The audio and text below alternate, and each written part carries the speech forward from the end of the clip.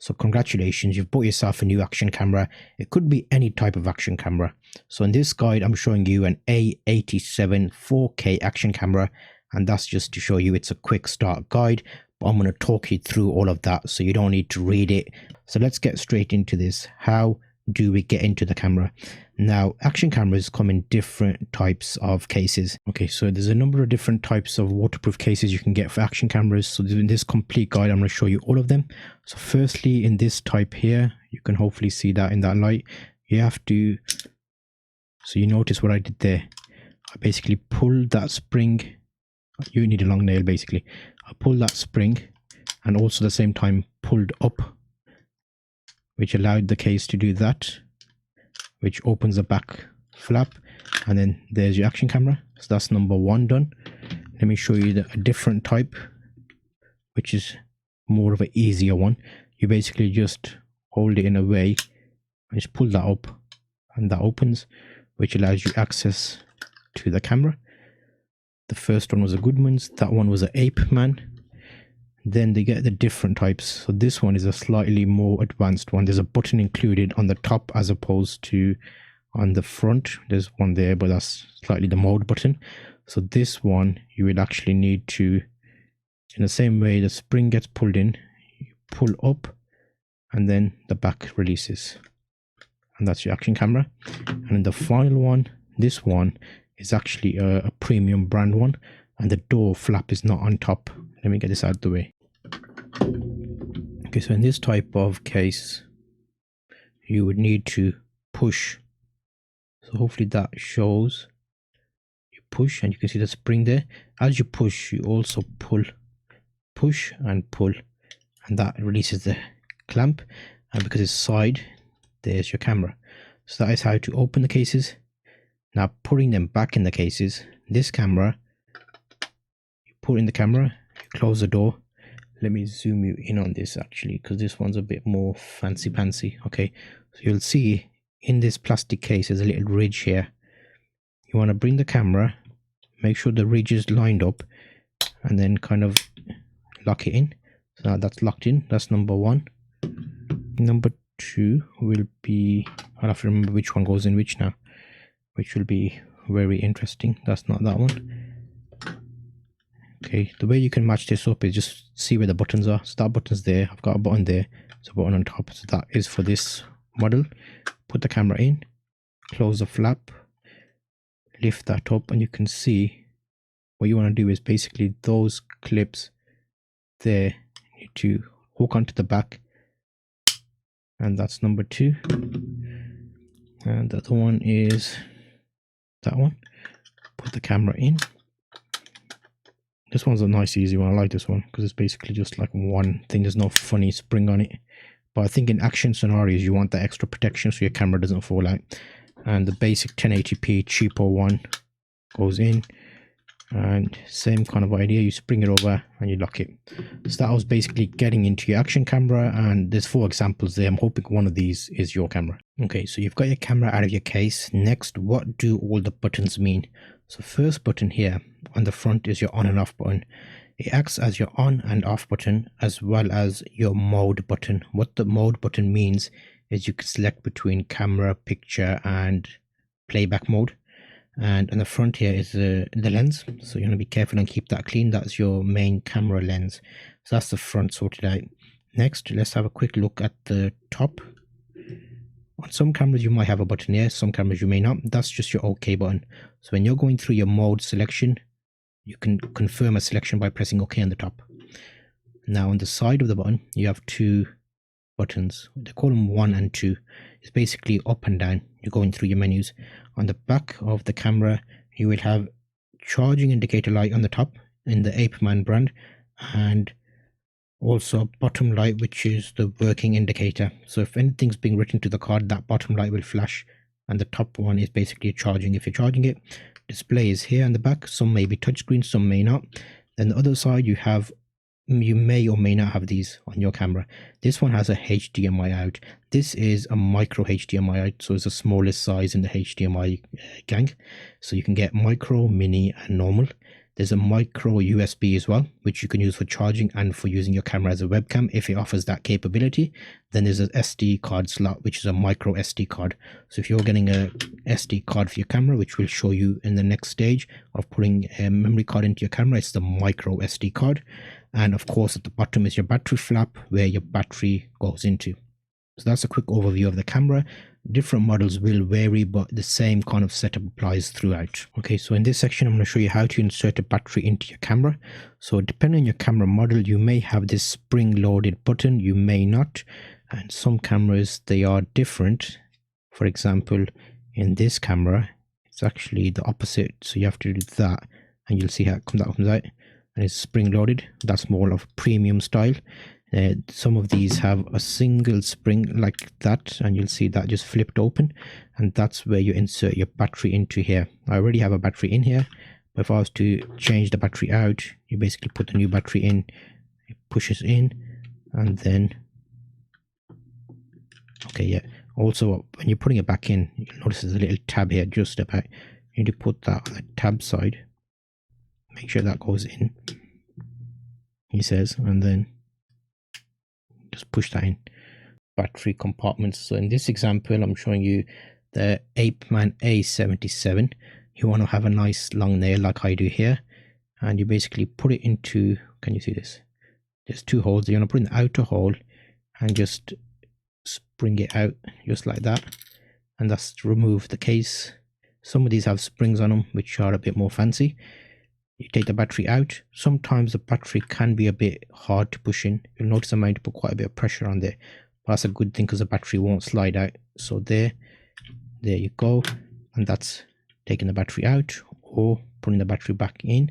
You'll see in the bottom there, we have some metal, kind of see inside there, the metals. And you can line those up so you can see there's the connectors. So I know it goes in this way. And then you push it in. Bring the flap back, and it's quite a fiddly thing, to be honest. I would like to think they can make this a bit better. Let me know if you have problems with these flaps. I'm not really like, I don't really like these because it's a bit of a pain getting them in and out. Sometimes you have to have an actual SIM card remover, the little pins. You can use those if you don't have long strong nails. So yeah, that's basically getting the battery in and out. Next we'll look at the memory card. The camera does not include internal memory and requires a micro SD card. Make sure it's a class 10 or above to get your maximum supported, and you want to get something above 64 gigabytes so you get enough time for recording. Use a high quality branded card for maximum reliability. Insert a micro SD card into the micro SD card slot and format it. Format in camera system settings to prepare the card for use. Formatting will permanently erase any data on the micro SD card. Okay, so inserting a memory card into your camera. So make sure you have a good brand memory card. You want something that will cope with the video you're making. So that is a 4K video, and this is a 32 gigabyte class 10 genuine SanDisk card, which will work. So now turn the camera to its side. You have buttons. On the side you have the connections. HDMI out, which you may or may not have on your camera, a micro USB like we explained in the original guide, and inserting card section. So now if you think about this, it might help you. All the circuits of the camera will be in the front section because that's where all the reading takes place. So if you have your memory card, remember that the golden pins need to point the way that most of the electronics are, because in theory, if I was to put the camera memory card in this way, there's no chance that it'll read behind because there's no circuit board there, that's just a display. So in that thinking, if you always point the gold ones towards the lens, you will be fine. So you just put your camera in, you'll see there I've put it in, push it, and then if you have a nail you want to bring it in. You may have heard that, you may not have heard that. Let me bring it up a bit high so you can hear it. Okay, so it's in, and it springs in basically. So now that's locked in. That's how you put your memory card in. Also, it may be handy to have an adapter. The reason I have an adapter is if you have a laptop or any other device, you can always record the footage on your camera, take out the memory card, put it in an adapter, and that becomes a standard size that most laptops have this SD card slot, so you can put that in and take all your files off. But I'll show you another way of getting your files off the camera as well if you don't want to use this method. Okay, so to turn the camera on, you want to use the power button. I'm press and hold it for 2 seconds. I want to flip this over to show you the light coming on. So I'm holding it 1-2 seconds, and there you saw the light come on, and now that's the camera turned on. So that's turned on now, and then you'll see the display flicker and give you details of the screen. In the same example, if you want to turn it off to conserve battery power, just press and hold that button. So there, the logo will come on and then it will go off. Okay, next up I'm going to be showing you the charging of a camera. So if your battery is inserted, and you can see there's some ports here.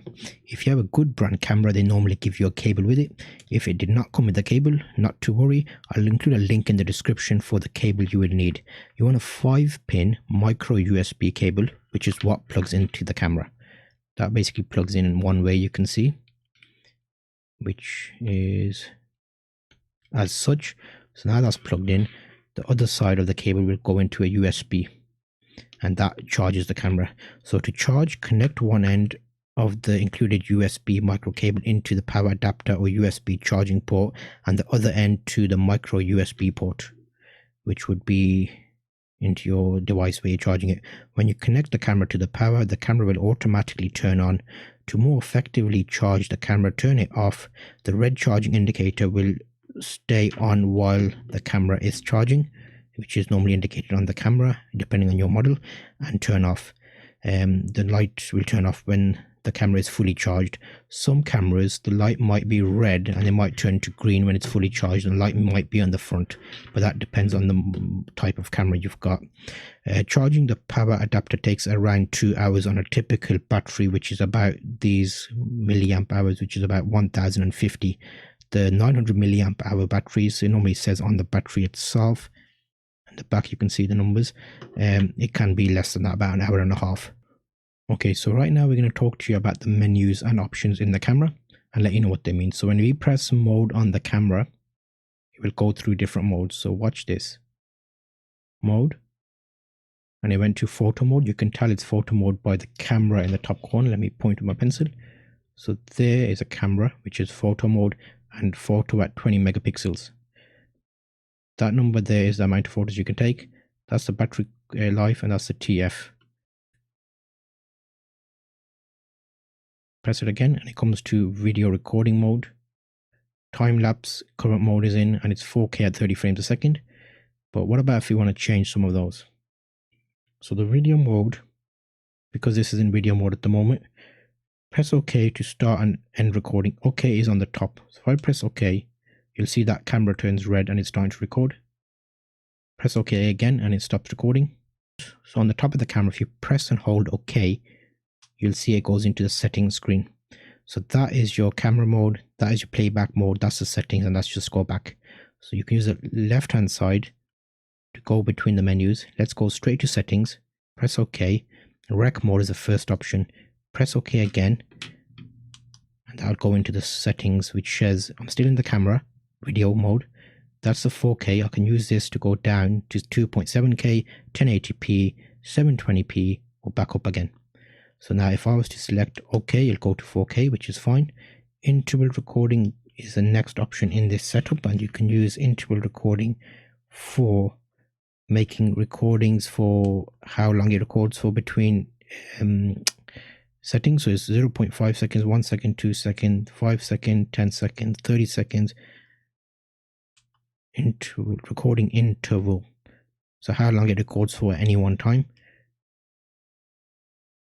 White balance, which is basically like sunny and cloudy in the days. Exposure, if you want it lighter or darker.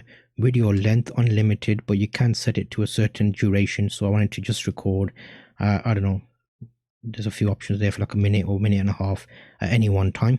That'll be handy in like a motion detection environment, so you can leave it recording for a certain amount of time. And the next option is metering mode. I normally go average, but you can go center or spot. That basically looks at the image and decides how dark or how bright it is based on an average over the whole image, just a center or a spot. So for example, if you're taking a picture of a black dog and you did center metering, it'll try and make the black dog more brighter, which means everything in the picture will be brighter. If you did spot, that's similar. It'll look at a certain spot. Averages, it looks at the whole image and gives you a reasonable exposure.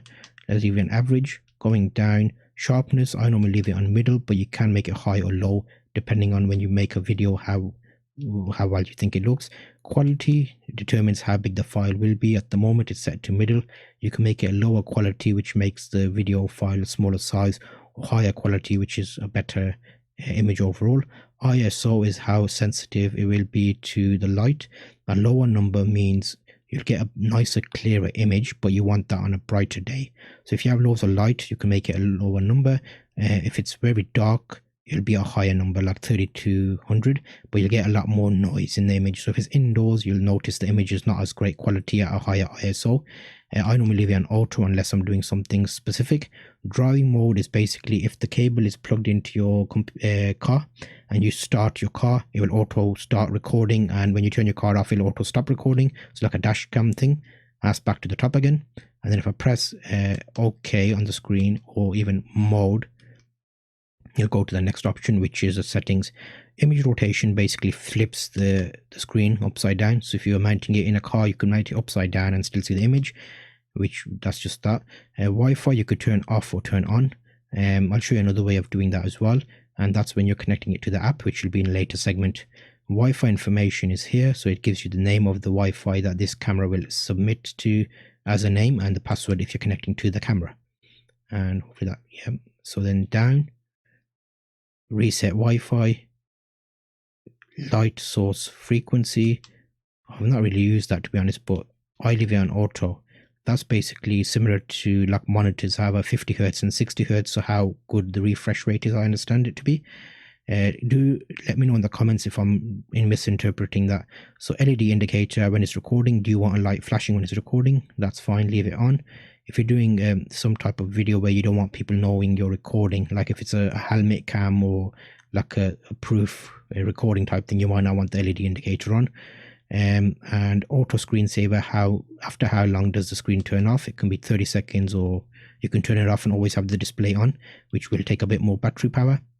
Auto power off, how long the screen turns off after how long the camera turns off if it's not being used. That's 3 minutes.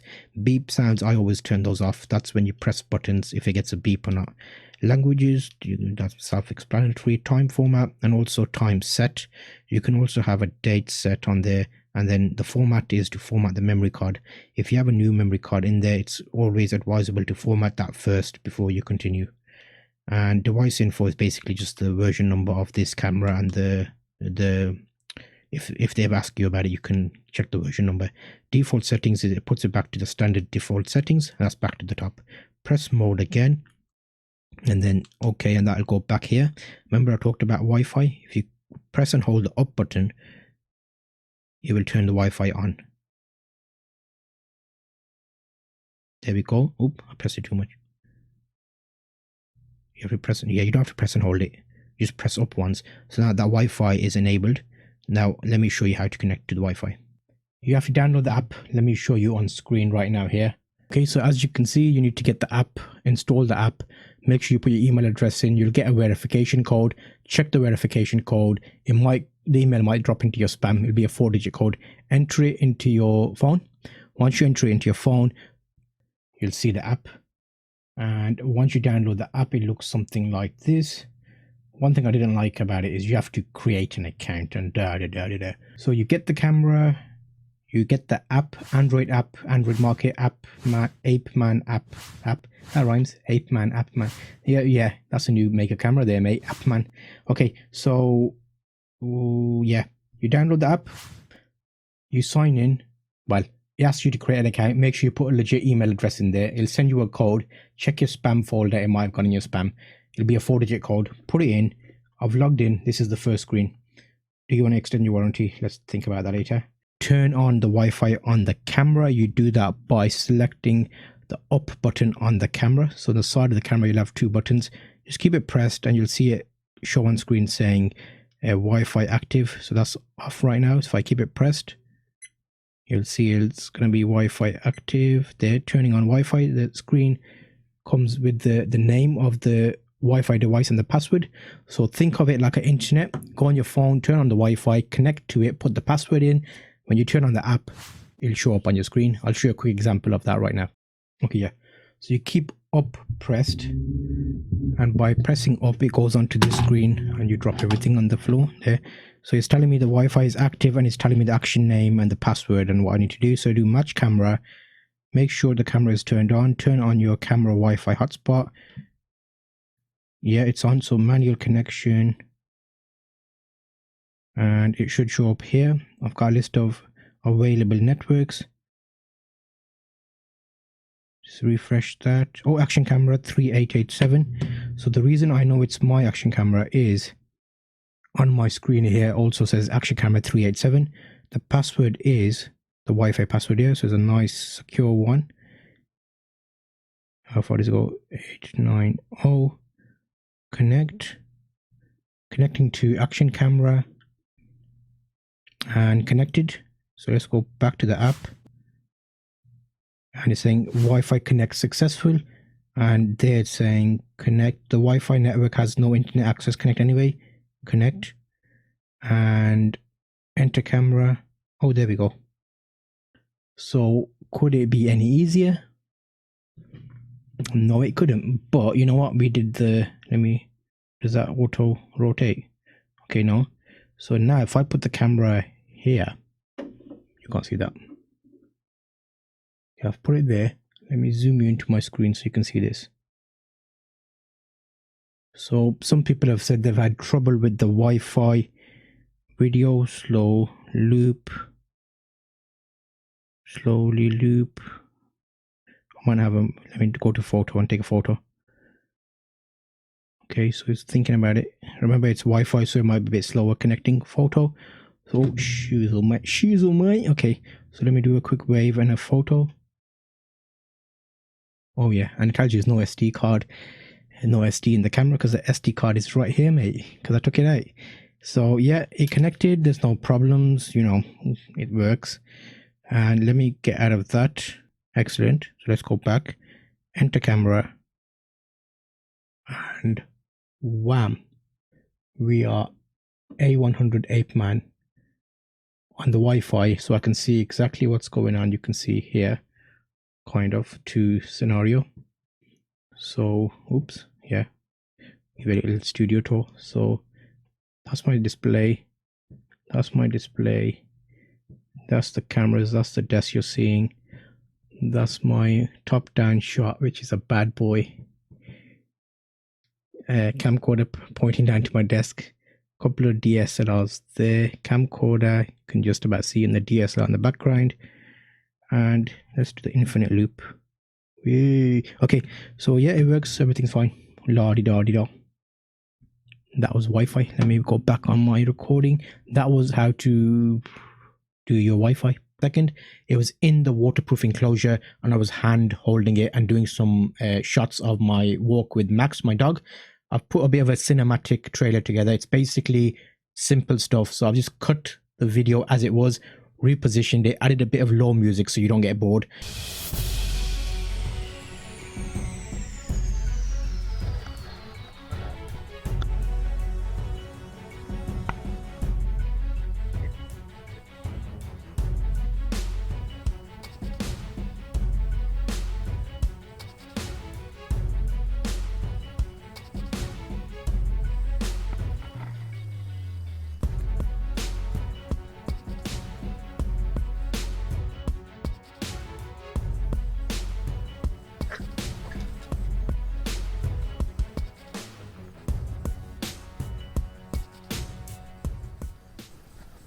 Okay, so this is me walking with the camera and we're recording at 4K and it's a nice day, sunny. Just want to see how it performs handheld 4K 30 frames per second.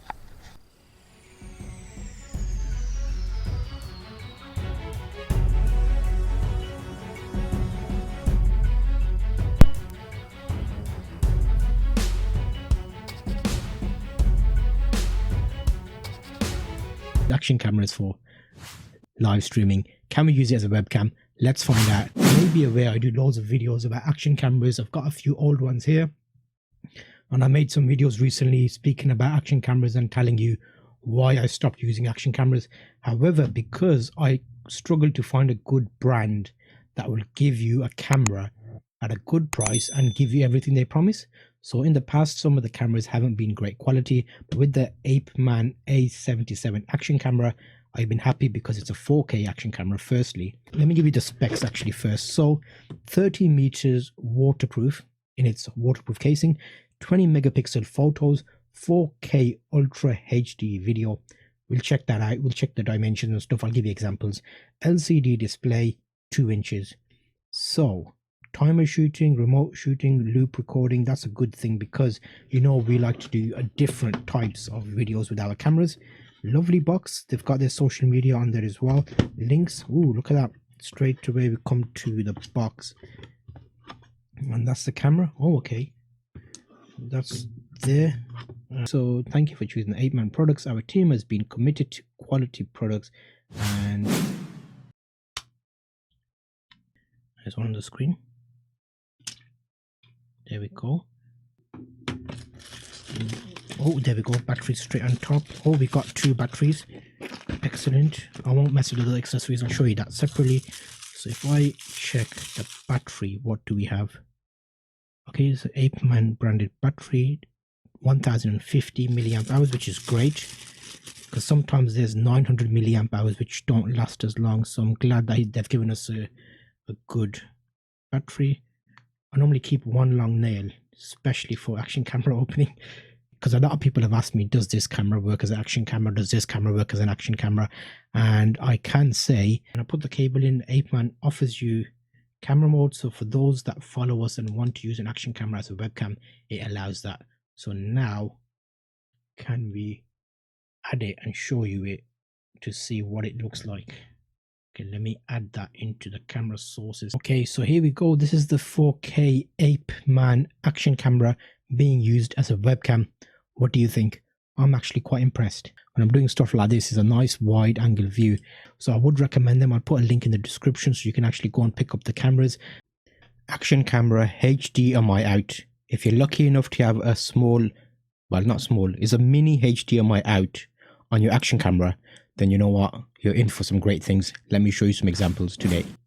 Hello and welcome to the channel. I'm your host Zulf, and I basically do this channel where I show you loads of stuff with different cameras, helping you live stream, making the most of the stuff you've got. Today I have an Apeman A100, which is that camera right there. It's the best Apeman action camera that you can get. So it's like the top of the range one. It's got a 2-inch touchscreen display, 4K at 50 frames a second, 20 megapixels. I'll show you some stuff about it. But what you're seeing right now here is the Apeman plugged in wire HDMI out into a HDMI capture card, the cheap one that you've seen me review on my channel. I'm looking up there as if let me bring that camera up so you can see me looking at you, because otherwise I'll be looking into thin air. So my main DSLR is being used as a webcam. The Apeman A100. I've got 3 of these cameras I've been testing out. The A77, on HDMI out on the A77, you don't get a clean screen. So in this one, you get a clean screen, like no menus. The A87, I couldn't use via the HDMI out. You could only do playback. The A100, which is like the meant to be the best one.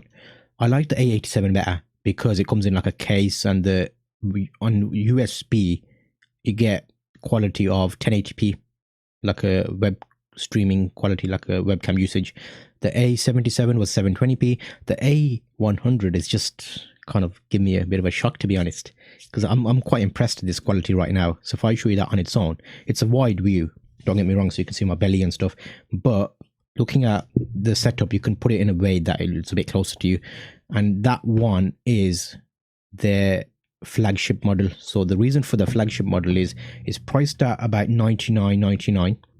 I shouldn't have told you the price because they can change. The last time I told you a price for the other cameras, they dropped in price, so you actually got a better deal. So make sure you check the description, and I'll give you a link to check out this camera. Would I buy it? I would buy it. Considering what I've just tested now, I'm actually quite impressed. And it also comes in like the proper case as well, as in it's a side opening case. So these are obviously competing with things like the GoPros. Let me bring you to my dual screen here. So that's the camera. 4K Apeman action camera. So there's loads of cameras out there with different reviews, different names, but I've noticed that Apeman, when they tell you it's 4K 50 frames a second, I recorded a video, I checked the graphics, I checked the dimensions on the Windows setting, and it is what they say it is. Because in the past, I've had cameras that say they're 4K and they weren't. So rather than spend half this money on another camera that's cheaper and you have problems with it, and buying, like if you buy cheap, you buy twice kind of rule, buy the proper one that you know does well. So I can show you right now, this is the camera that I'm talking about. Do you like this quality? If you like the quality, go to the link, check the link, find a price, eBay or whatever you want to check it, if you get a good price on it, and pick it up, because you won't be disappointed. Because if I'm looking at my DSLR now, it's got blurry background, it's a bit not as focused because I'm probably not in the line of focus, because that's an old DSLR camera I use. It doesn't have autofocus.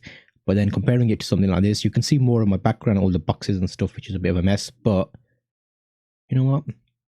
Is it synced?